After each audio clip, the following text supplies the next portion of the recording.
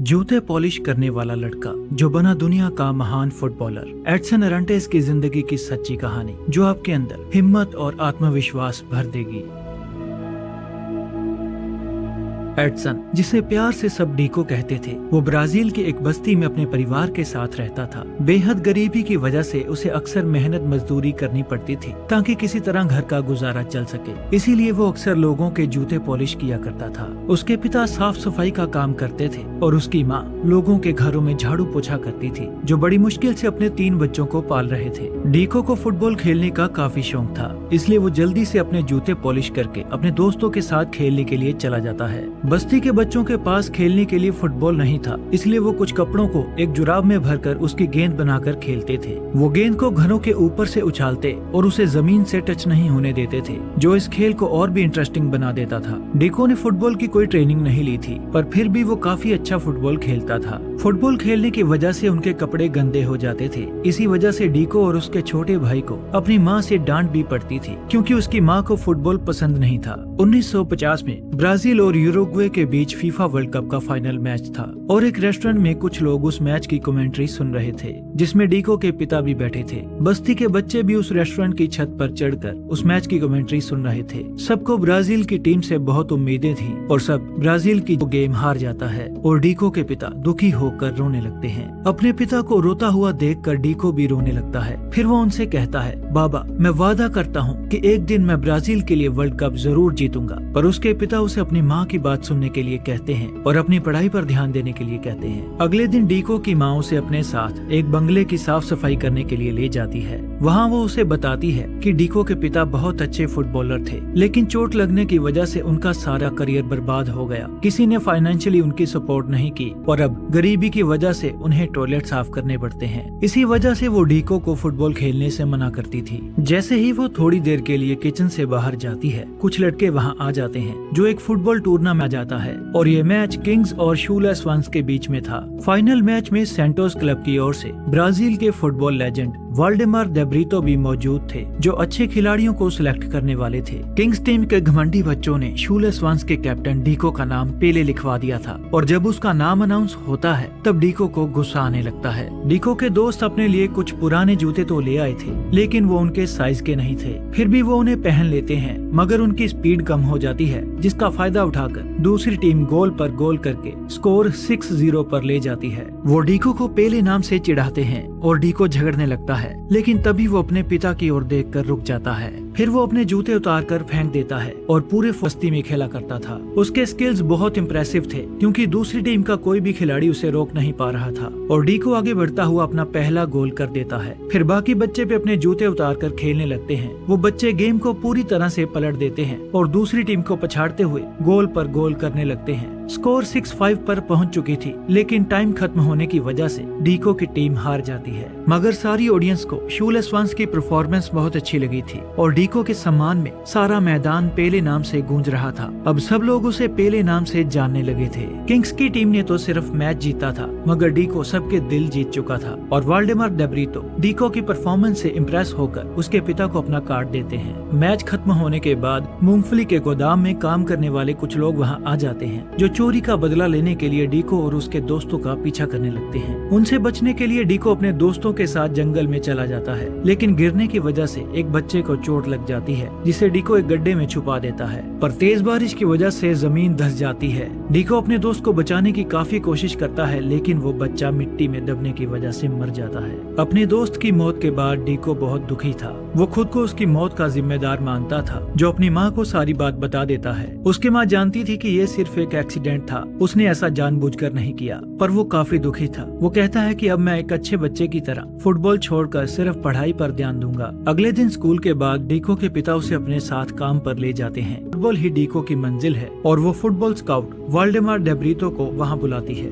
जब डीको वाल्डेमार के साथ सेंटोस चला जाता है और अपनी ट्रेनिंग शुरू करता है, डीको का कोच उसे फुटबॉल की ट्रेडिशनल टेक्निक सीखने के लिए कहता है, क्योंकि उसे डीको का तरीका पसंद नहीं था। वो कहता है कि तुम बंदरों की तरह खेल रहे रहे हो। कोच उसे 1950 का फाइनल मैच भी दिखाता है जिसमें ब्राजील की टीम ने ट्रेडिशनल तरीके का इस्तेमाल नहीं किया था, जिसकी वजह से वो वर्ल्ड कप हार गए थे। लेकिन अपने पुराने तरीके को भूलकर ट्रेडिशनल तरीके से खेलना डीको के लिए आसान नहीं होने वाला था। वो देर रात तक अपनी प्रैक्टिस करता है, लेकिन ट्रेडिशनल स्टाइल में उसकी गेम किसी नौसिखिए की तरह लग रही थी, जो वाल्डेमार भी नोटिस करते हैं। क्या था, उसका आत्मविश्वास टूट चुका था और इसी चिंता में वो रात को रोता रहता था। फिर एक रात वो अपना सामान बांधकर रेलवे स्टेशन जा रहा था, तब वाल्डेमार उसे देख लेते हैं। वाल्डेमार उससे घर वापस जाने का कारण पूछते हैं। डीको कहता है कि कोच को मेरा फुटबॉल खेलने का तरीका पसंद नहीं है, दूसरे लड़के मुझसे बेहतर हैं, इसीलिए मेरी सिलेक्शन होना मुश्किल है और अगर मैंने पढ़ाई भी नहीं की तो मुझे भी टॉयलेट साफ करने पड़ेंगे। वाल्डेमार कहते हैं कि तुम्हारे फुटबॉल खेलने के तरीके को जिंगा स्टाइल कहते हैं, जिसका इस्तेमाल गुलामी के दौर में आजादी की लड़ाई लड़ने के लिए किया गया था, जिसकी वजह से आजादी हासिल करने में बहुत मदद मिली। लेकिन 1950 के वर्ल्ड कप में हार का कारण जिंगा स्टाइल को माना गया। तब से कोई भी जिंगा स्टाइल में खेलना पसंद नहीं करता। वाल्डेमार को इस बात का दुख भी था, क्योंकि जिंगा उनके पूर्वजों की विरासत थी और ब्राजील के लोग उसे भूलते जा रहे थे। फिर वो कहते हैं कि तुम्हारा जिंगा स्टाइल बहुत मजबूत है, तुम उन सबको जिंगा स्टाइल की ताकत दिखा दो जो इसे हार का कारण मानते हैं, या फिर किसी कायर की तरह अपने घर वापस चले जाओ। वाल्डेमार की बात सुनकर डीको अकेडमी में वापस चला जाता है। अगले दिन डीको फुटबॉल खेल रहा था, लेकिन वो पास मिस कर देता है और अपनी ही टीम के एक खिलाड़ी से टकरा जाता है। तब वाल्डेमार को देखकर अपने पिता द्वारा सिखाई टेक्निक द जिंगा स्टाइल की उसे याद आती है। फिर वो अपने जिंगा स्टाइल में खेलते हुए गोल पोस्ट की ओर बढ़ने लगता है और वो फुटबॉल को हवा में उछालकर अपना पहला और बेहतरीन गोल कर देता है। उसका ये स्टाइल देखकर कोच उसे अपने पास बुलाता है। डीको उससे माफी मांगता है, लेकिन कोच को ये स्टाइल अच्छा लगा था और वो कहता है कि ऐसा फिर से करो। वो उस मैच में लगातार 4 गोल कर देता है, जिसकी खबर अखबार में भी छपती है। अब वो मशहूर होने लगा था और उसकी प्रमोशन जूनियर टीम में भी हो चुकी थी। जूनियर टीम में भी डीको की बेहतरीन परफॉर्मेंस को देखकर उसकी पॉपुलैरिटी बढ़ने लगी थी और एक दिन उसे पता चलता है कि उसे जूनियर टीम से सीधा प्रो टीम में सिलेक्ट कर लिया गया है। खेलने लगा था, जिसे खूब प्यार मिल रहा था। फिर एक दिन डीको अपनी फैमिली से मिलने जाता है। वो अपने पिता को फुटबॉल की कमेंट्री सुनने के लिए रेडियो गिफ्ट करता है और अगले दिन जब वो उस रेडियो पर वर्ल्ड कप के लिए नेशनल टीम सिलेक्शन के बारे में सुन रहे थे, तब उन्हें पता चलता है कि 16 साल के एडसन यानी डीको को भी टीम में सिलेक्ट कर लिया गया है। उसके पिता बहुत खुश थे। फिर उसके पिता उसे बताते हैं कि वो जिंगा स्टाइल में फुटबॉल खेला करते थे, लेकिन एक मैच में डाउट और इनसिक्योरिटी की वजह से वो शॉट नहीं मार पाए और उन्हें इंजरी हो गई, जिसके बाद उनका करियर खत्म हो गया। वो डीको से कहते हैं डाउट्स और इनसिक्योरिटी की जिंगा स्टाइल में कोई जगह नहीं है। वो उसे पेले नाम की टी शर्ट दिखाते हैं और कहते हैं कि जब लोग तुम्हें नीचा दिखाने की कोशिश करेंगे और तुम्हारे खेलने के तरीके पर सवाल उठाएंगे, तब तुम्हें खुद पर पूरा भरोसा होना चाहिए, किसी तरह का डाउट, इनसिक्योरिटी या शर्मिंदगी नहीं। इसके बाद डीको अपनी नेशनल टीम से मिलता है, जो काफी फ्रेंडली थे, लेकिन वहाँ वो बंगले वाला लड़का जोज एल्टफीनी भी था और प्रैक्टिस करने लगता है, लेकिन ट्रेडिशनल वे में उसकी परफॉर्मेंस कुछ खास नहीं थी। फिर एक दिन मैच के दौरान कोच प्लेइंग 11 की सिलेक्शन करने वाला था, तब डीको का जोस के साथ कंपटीशन हो जाता है। जोस ट्रेडिशनल स्टाइल में काफी तेज था, जो बड़े आराम से डीको को बीट कर देता है।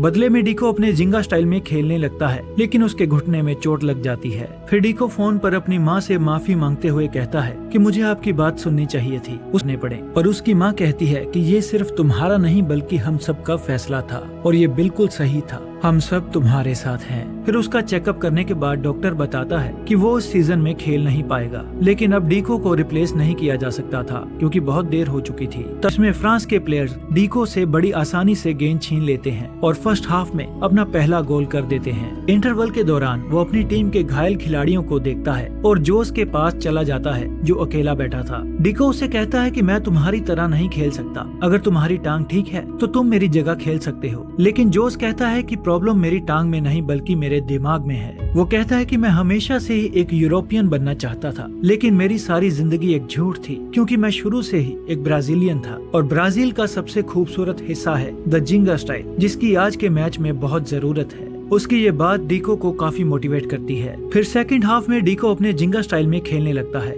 वो ना तो कोच की बात सुनता है और ना ही डॉक्टर की, क्योंकि वो अपने दिल की बात सुन रहा था। डीको बड़ी तेजी से गोल पोस्ट की ओर बढ़ता है और गेंद को हवा में उछालकर गोल कर देता है। फ्रांस की टीम डीको की टेक्निक्स को समझ नहीं पा रही थी, निर्धारण कराते हैं क्योंकि टीम के प्लेयर्स उसे पेले नाम से बुलाने लगे थे। वो कहते हैं कि ये एक इशारा है क्योंकि स्वीडन ब्राजील के एक एक प्लेयर का आत्मविश्वास तोड़कर उनके यूनिटी को तोड़ना चाहता है, इसीलिए वो उसे अपनी टीम को एकजुट करने के लिए कहते हैं। अपनी टीम को एकजुट करने के लिए वो उन्हें फुटबॉल को होटल से लेकर पास वाले लाइट हाउस तक ले जाने के लिए चैलेंज करता है। पहले तो सब इसे बचकाना कहते हैं, लेकिन जोश के साथ देने पर सब मान जाते हैं। फिर वो एक दूसरे को पास देने लगते हैं और बिना फुटबॉल को जमीन से टच किए उसे होटल से बाहर लाइट हाउस तक ले जाते हैं। डीको का ये प्लान काम कर जाता है, जो टीम में नया उत्साह भर देता है। फिर उनका कोच वहाँ आता है और कहता है कि अगर हम वैसे ही खेलेंगे जैसा मैंने तुम सबको सिखाया है तो हम हार जाएंगे। वो ऐसा इसलिए कहता है क्योंकि उसने होटल में अपनी टीम को जिंगा स्टाइल देता है,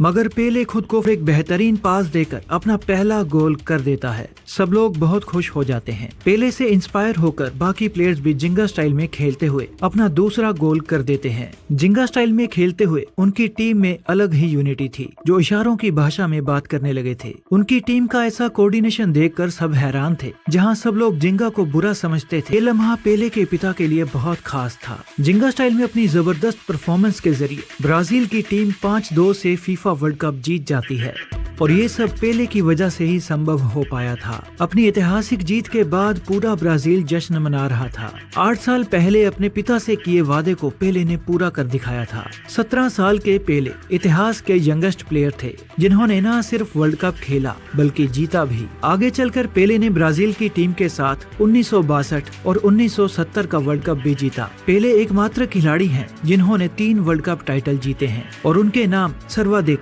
1283 गोल्स करने का रिकॉर्ड भी शामिल है। उनकी वजह से ही जिंगा स्टाइल की खूबसूरती पूरी दुनिया को पता चली और आज जिंगा स्टाइल फुटबॉल का सबसे पसंदीदा स्टाइल बन चुका है।